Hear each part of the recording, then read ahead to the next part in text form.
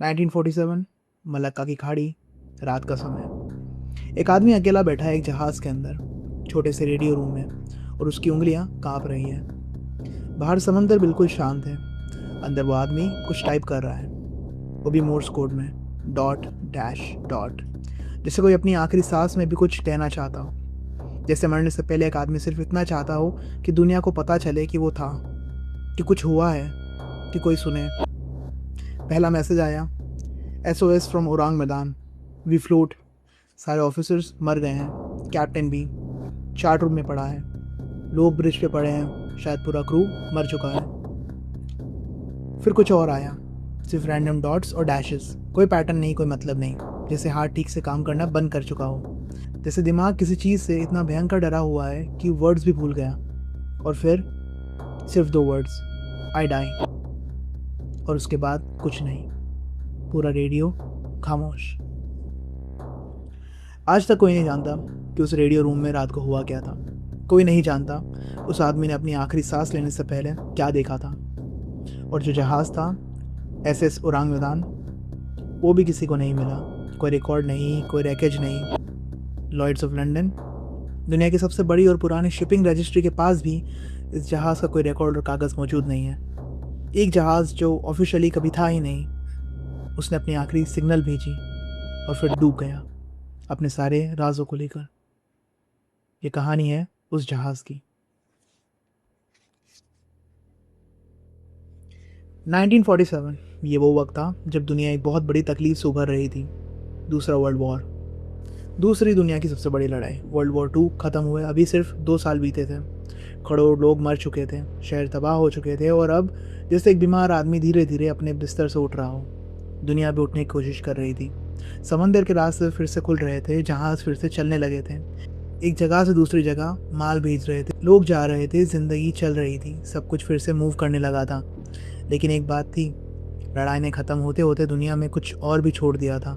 सिला, जहर, ऐसी चीज़ें जो इंसानों ने बनाई थी एक दूसरे को ख़त्म करने के लिए। और अब वो चीज़ें कहीं ना कहीं पड़ी थी, वेयर हाउसेज में, गोडाउंस में, छुपे हुए बंकर्स में, जापान के जंगल में, चाइना के पोर्ट्स पे।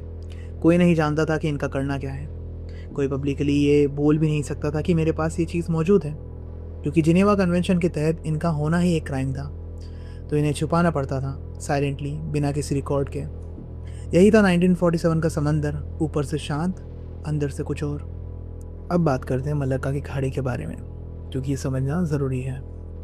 मलक्का स्ट्रेट यानी मलक्का की तंग सी नाली इंडोनेशिया, मलेशिया और सिंगापुर के बीच से होती हुई जाती है।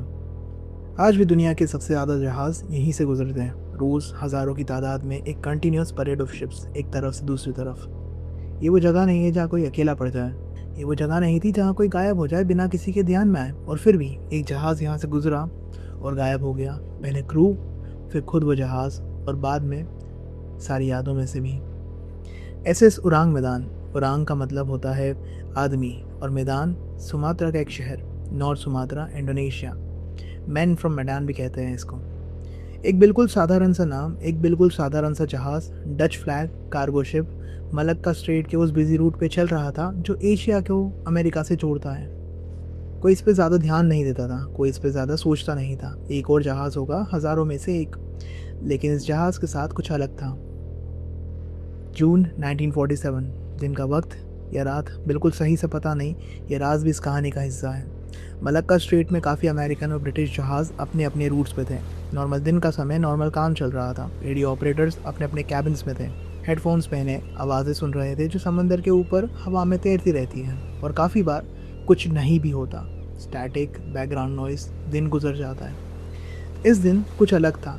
एक सिग्नल आया मोर्स कोड में, डच जहाज़ से।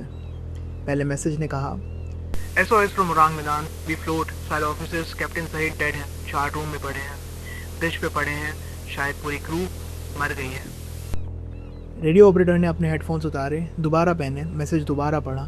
ये नॉर्मल डिस्ट्रेस सिग्नल नहीं था। नॉर्मल सिग्नल में होता है इंजन ख़राब हो गई, या तूफ़ान में फंसा हूँ, या हेल्प चाहिए। नॉर्मल सिग्नल में लोग ज़िंदा होते हैं। यहाँ जहाज़ के अंदर वो आदमी जो मदद मांग रहा था, कह रहा था कि हम सब मरने वाले हैं या मर चुके हैं। वो खुद मारे गए लोगों की तरफ से बोल रहा था। और फिर सिग्नल ने कुछ और भेजा, रैंडम डॉट्स, रैंडम डैशेस, कोई मतलब नहीं। जैसे उंगली आप टेलीग्राफ पे ठीक से नहीं पढ़ रही हो, जैसे दिमाग किसी चीज़ के साये में हो, किसी ऐसी चीज़ के कि हाथ भी अपना काम करना भूल गए हैं।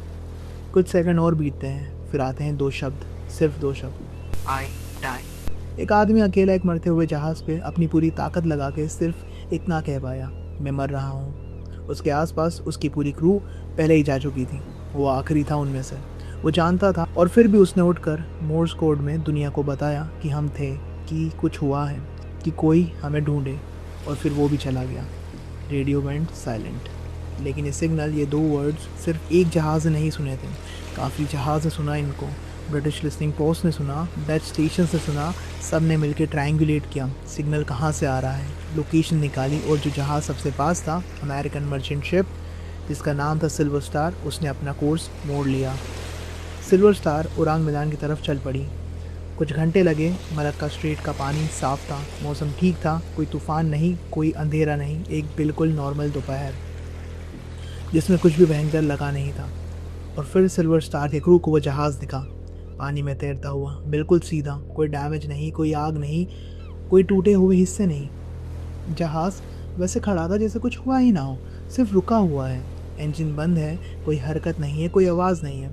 सिल्वर स्टार ने उसे आवाज़ दी, विसल्स बजाई, सिग्नल लाइट दिए, रेडियो पे कॉल भी किया, पर कोई जवाब नहीं आया। कोई एक भी इंसान डेक पे नज़र नहीं आया, कोई हाथ हिलाता नहीं, कोई शैडो नहीं, कोई कुत्ता भी नहीं भौंक रहा था। और जहाज़ पे कुत्ते थे, ये बाद में पता चला। सिर्फ वही जहाज़ वहाँ खड़ा था, पानी में, खामोश, जैसे खाली कब्र जो अभी तक ज़मीन में गई नहीं थी।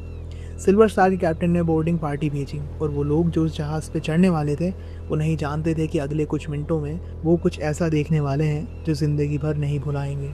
बोर्डिंग पार्टी चढ़ती है जहाज़ पे, पहला कदम डेक पे और पहली लाश पीठ के बल लेटी हुई, आंखें खुली, ऊपर आसमान की तरफ देख रही, मुंह खुला हुआ, हाथ उठा हुआ, जैसे रोकने की कोशिश की हो किसी को, किसी चीज़ को, और चेहरा ट्विस्टेड, एक ऐसा एक्सप्रेशन जो इंसानी चेहरे पर नेचुरली नहीं आता। वो एक्सप्रेशन जो सिर्फ तब आता है जब कोई कुछ ऐसा देख ले जिसके लिए इंसानी जहन तैयार ही ना हो। कोई वूंड नहीं, कोई ब्लड नहीं, कोई फाइट का एक निशान भी नहीं। वो आदमी वहाँ बैठा नहीं था, लड़ा नहीं था, भागा नहीं था, बस मर गया, वहीं के वहीं, जैसे एक सेकंड में सब कुछ रुक गया। बोर्डिंग पार्टी आगे बढ़ने लगी और एक लाश मिलती है, फिर एक, हर एक सेम पोजीशन, पीठ के बल, आंखें खुली, हाथ उठे, चेहरा वही एक्सप्रेशन, जैसे सबने एक ही चीज़ देखी थी एक ही वक्त में, और वो चीज़ जो भी थी उसने इन्हें वहाँ का वहाँ ख़त्म कर दिया। ब्रिज पे कैप्टन सेम, चार्ट रूम में ऑफिसर्स सेम, और फिर रेडियो रूम। वो आदमी जिसने आई डाई टाइप किया था, वो अपनी कुर्सी पर बैठा था, सीधा, जैसे अभी भी काम कर रहा हो, उसकी उंगलियां अभी भी टेलीग्राफ पर टिकी हुई थी। वो आदमी जिस वक्त मर रहा था, उसी वक्त दुनिया को बता रहा था कि वो मर रहा है। बोर्डिंग पार्टी नीचे उतरी होल्ड में, और यहाँ एक चीज़ होती है जो पूरे रिकॉर्ड में सबसे ज़्यादा हॉन्टिंग है। बाहर जून की गर्मी, पानी पे धूप, ऊपर डेक पे सफोकेटिंग हीट, होल्ड के अंदर भयंकर ठंड थी। ऐसा लग रहा था अंदर कि जैसे कोई दूसरी दुनिया, जैसे किसी ने अंदर का टेम्परेचर अलग कर दिया हो। कोई एक्सप्लेनेशन नहीं था इस ठंड का, कोई मैकेनिकल रीज़न नहीं था, कोई ब्रोकन कूलिंग सिस्टम नहीं। बस अंदर जाओ और महसूस करो कि कुछ ठीक नहीं है। और फिर देखा है कुत्ता डेक पर एक तरफ, वो भी डेड एंड फ्रोजन कंडीशन में, जैसे वो किसी चीज़ पे भौंक रहा हो और वो भौंकते भौंकते ही मर गया हो। पर ये बात इम्पोर्टेंट है, इंसान डर जाता है तो समझ में आता है। इंसान कोई भयंकर चीज़ देख ले तो उसका चेहरा ट्विस्टेड होना लाजमी है, समझ में आता भी है। लेकिन कुत्ता वो नहीं देखता जो इंसान देखता है। कुत्ता सिर्फ फील करता है, स्मेल करता है, और अगर कुत्ता भी उसी हालत में, उसी एक्सप्रेशन के साथ जाए तो वो चीज़ सिर्फ आंखों की नहीं थी। सिल्वर स्टार का कैप्टन डिसाइड करता है जहाज़ को टो करके पोर्ट तक ले जाने का। ये सही फैसला था, बॉडीज़ है, एविडेंस है, इन्वेस्टिगेशन होनी चाहिए, कोई जवाब तो निकले। टो लाइन बंद की जाती है, दोनों जहाज़ एक दूसरे से जुड़ जाते हैं, और तब होल्ड नंबर 4 से धीरे धीरे धुआं उठना शुरू होता है। जब बोर्डिंग पार्टी अंदर गई तो कोई आग नहीं थी, कोई स्मोक नहीं थी, कोई चीज़ सुलगती हुई नहीं थी। वो लोग खुद नीचे गए थे, उन्होंने खुद देखा था, लेकिन अब धुआं आ रहा था, काला और घना। सिल्वर स्टार के क्रू के पास वक्त नहीं था सोचने का। टो लाइन काटी, सीधा जहाज़ से दूर हुए जितना हो सका उतना, और फिर एक धमाका हुआ और आग मैदान ने खुद को उड़ा दिया। इतना बड़ा एक्सप्लोजन कि सिल्वर स्टार हिल गया और फिर जहाज़ डूब गया, तेज़, जैसे कोई चीज़ उसे नीचे खींच रही हो। कोई रैकेज नहीं, कोई बॉडीज़ नहीं ऊपर आई समंदर पे, कोई भी चीज़ नहीं जो बताए कि वहाँ कुछ हुआ था। सिर्फ पानी और फिर से वही खामोशी। एक चीज़ याद करो, ओरांग मैदान में जो भी कार्गो था वो अभी भी अंदर था। बोर्डिंग पार्टी कार्गो तक नहीं पहुंची थी। कैप्टन ने टो लाइन इसलिए बंद की थी कि पोर्ट में इन्वेस्टिगेशन हो।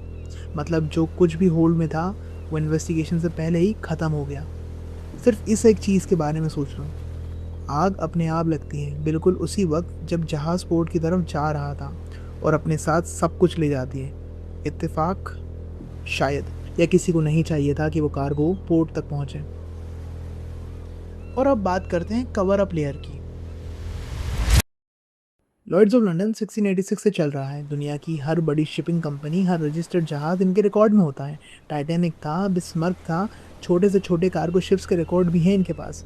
एसएस ओरांग मैदान का एक भी कागज़ नहीं था, कभी रजिस्टर्ड ही नहीं हुआ। कोई कंस्ट्रक्शन रिकॉर्ड नहीं, कोई क्रू मैनिफेस्ट नहीं, कोई रूट रिकॉर्ड नहीं, जहाज़ ऑफिशियली था ही नहीं।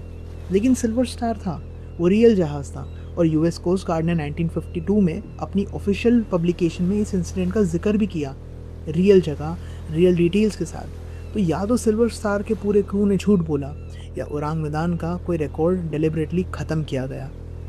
दोनों में से जो भी सच है, पर दोनों ही डिस्टर्बिंग पॉसिबिलिटीज़ है।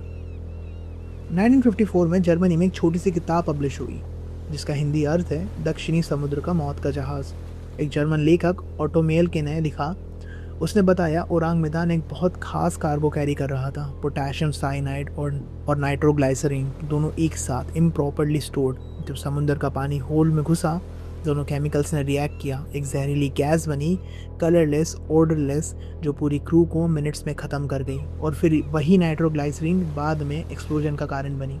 ये थियरी साइंस के हिसाब से पॉसिबल है, ये केमिकल ऐसे ही काम करते हैं। लेकिन एक सवाल है, अगर ये साधारण कार्गो एक्सीडेंट था, लॉयड्स में रिकॉर्ड क्यों नहीं है? पोर्ट अथॉरिटीज़ को कुछ क्यों नहीं पता? कोई भी गवर्नमेंट एजेंसी ने इन्वेस्टिगेट क्यों नहीं किया? क्योंकि शायद हो सकता है कि ये कार्गो साधारण नहीं था। वर्ल्ड वॉर 2 ख़त्म होने के बाद जापान के पास एक चीज़ थी जो किसी को नहीं चाहिए थी लेकिन सब चाहते थे। Chemical weapons, nerve agents, biological agents. Unit 731 Japan की सीक्रेट वॉर टाइम लेबोरेटरी ने सालों तक ये सब बनाया था चाइना में। इंसान पर एक्सपेरिमेंट्स किए थे, पूरी सिविलाइजेशन के लिए ख़तरनाक चीज़ें बनाई थी। जब जापान हारा, ये सब अमेरिकन मिलिट्री के हाथ लगा। प्रॉब्लम ये थी यहाँ पे कि इन्हें लेके कहाँ जाएं। ऑफिशियली नहीं ले जा सकते, जेनेवा कन्वेंशन के अंदर इन्हें रखना भी क्राइम था। कोई रजिस्टर्ड अमेरिकन शिप इन्हें कैरी नहीं कर सकती थी। और पेपर ट्रेल बनाना तो और भी मुश्किल था, क्योंकि पेपर ट्रेल से सवाल उठते और सवाल से स्कैंडल सामने आता। सॉल्यूशन एक अनरजिस्टर्ड जहाज़, फॉरेन क्रू, कोई रिकॉर्ड नहीं, कोई नाम नहीं। अगर कुछ हुआ भी तो डिनाई कर दो, जहाज़ एग्जिस्ट नहीं करता ऑफिशियली। क्रू का कोई रिकॉर्ड नहीं, इन्वेस्टिगेशन कौन करेगा, कहाँ करेगा और किस चीज़ की करेगा? अगर ये थियरी सही है तो जो लोग ओरांग मैदान पे थे वो नहीं जानते थे कि वो क्या कैरी कर रहे हैं। उन्हें बताया ही नहीं गया वो एक अनरजिस्टर्ड जहाज़ पे हैं और एक सीक्रेट कार्गो के साथ, और एक ऐसी जगह थी जहाँ अगर कुछ हो जाता तो दुनिया को कभी पता भी नहीं चलता, और कुछ हो गया। एक और चीज़ है, एक सर्वाइवर की कहानी मिली है, जेरी रैबिट, जो मार्शल आइलैंड्स के एक छोटे से एटॉल पे एक इटालियन मिशनरी को मिला। कहता था मैं ओरांग मैदान पे था, शंघाई से चले थे, 15,000 क्रेट्स थी कार्गो में। जब एसिड लीक हुआ, मैं और 6 और लोग एक लाइफ बोट में भागे, बाकी सब वहीं रह गए। जेरी रैबिट चंद दिन बाद मर गया। मिशनरी ने ये स्टोरी आगे पहुंचाई। जेरी रैबिट का कोई रिकॉर्ड नहीं मिलता, कोई लाइफ बोट कभी नहीं मिली, मिशनरी का पूरा नाम किसी डॉक्यूमेंट में नहीं है। लेकिन यही तो बात है ना, अगर ये सब झूठ होता तो एक इटालियन मिशनरी के ज़रिए एक डाइंग सेलर की कहानी यूएस कोस्ट गार्ड की ऑफिशियल पब्लिकेशन तक क्यों पहुंचती? कोई तो था इस चेन में, कोई तो जानता था कुछ, और जो जानता था वो मर गया या तो चुप हो गया, या फिर दोनों। एक सेकंड के लिए हम थियरीज को साइड पर रखते हैं। केमिकल कार्गो मानो या नर्व गैस मानो, जेरी रैबिट, ऑटो मेल के यूनिट 737 सब मानो कि एक जहरीली गैस थी जो होल्ड से निकली थी और एक एक करके पूरे क्रू को ख़त्म कर दिया। फिर भी एक सवाल बचा रहता है, वो चेहरे। कार्बन मोनोऑक्साइड से लोग मरते हैं नींद में, इतना आराम से कि उनको पता भी नहीं चलता। मसल्स ढीली पड़ जाती हैं, चेहरा रिलैक्स होता है, कोई एक्सप्रेशन नहीं होता है। नर्व गैस से मसल्स फ्रीज होती हैं, हाँ, कन्वल्शंस आते हैं, बॉडी कांपती है, लेकिन वो एक्सप्रेशन, वो स्पेसिफिक एक्सप्रेशन जो बोर्डिंग पार्टी ने देखा, ट्विस्टेड चेहरे, खुली आंखें, हाथ उठे हुए, वो किसी भी डॉक्यूमेंटेड केमिकल रिएक्शन का साइड इफेक्ट नहीं है। कोई भी टेक्स्ट बुक में लिखा ही नहीं कि पोटेशियम साइनाइड से मरने वाले लोगों के चेहरे पे हॉरर फ्रीज हो जाता है। हॉरर वो इमोशन है, वो तब आता है जब कुछ दिखे हमें, जब कुछ महसूस हो, जब कोई चीज़ सामने हो जो इतनी भयानक हो कि इंसानी जहन उसे प्रोसेस ही ना कर पाए। पूरे क्रू ने कुछ तो देखा था, सबने एक साथ कुछ ऐसा देखा था जिसके लिए कोई केमिकल थ्योरी, कोई गैस लीक, कोई स्मगल्ड कार्गो कोई जवाब नहीं देता। याद करो वो कुत्ता, वो जानवर है जो वो भी देखता है जो इंसान को नहीं दिखता, वो सिर्फ फील करता है, और वो भी उसी एक्सप्रेशन के साथ, उसी हालत में मर गया। तो वो चीज़ जो भी थी सिर्फ आंखों से नहीं देखी जा सकती थी। और एक और बात, सिल्वर स्टार के जो लोग बोर्डिंग पार्टी में थे उन्हें कुछ नहीं हुआ। वही जहाज़, वही हवा, वही होल्ड। अगर गैस थी तो उन्हें भी कुछ होना चाहिए था, थोड़ा सा भी, चक्कर, नौशिया, कुछ तो। पर उन्हें कुछ नहीं हुआ। वो आए, उन्होंने देखा, चले गए, और ज़िंदगी भर उन्हें वो चीज़ें याद रही जो उन्होंने देखी थी।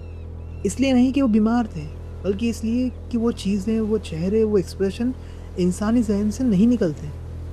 कुछ था उस जहाज़ पे उस वक्त जो बोर्डिंग पार्टी के आने तक था, और जब वो आए वो जा चुका था। कहाँ गया कोई नहीं जानता। और फिर वो एक्सप्लोजन, इतनी सारी दुनिया में, इतने सारे समुद्रों में कितने जहाज़ डूबे हैं, उनका मलबा मिलता है, रैकेज मिलता है, समंदर बहुत कुछ नहीं छोड़ता, लेकिन कुछ ना कुछ ऊपर आ जाता है। ओरांग मैदान का कुछ नहीं आया। एक जहाज़ जिस पर शायद 40 लोग थे, जब डूबा तो सिर्फ पानी रह गया। कोई तख्ता नहीं, कोई लाइफ जैकेट नहीं, कोई बॉडी तक नहीं, कुछ नहीं। जैसे समुंदर ने उसे पूरी तरह से, पूरी बेरहमी से अंदर खींच लिया और अपने अंदर पानी भर दिया, सीधा, साफ। ये थी कहानी एसएस ओरांग मैदान की। एक जहाज़ जो था लेकिन नहीं भी था, एक क्रू जो मरा लेकिन ऑफिशियली नहीं मिला, एक राज जो डूबा और कभी वापस नहीं आया। Thank you for coming this far. Have a very nice day. Good bye.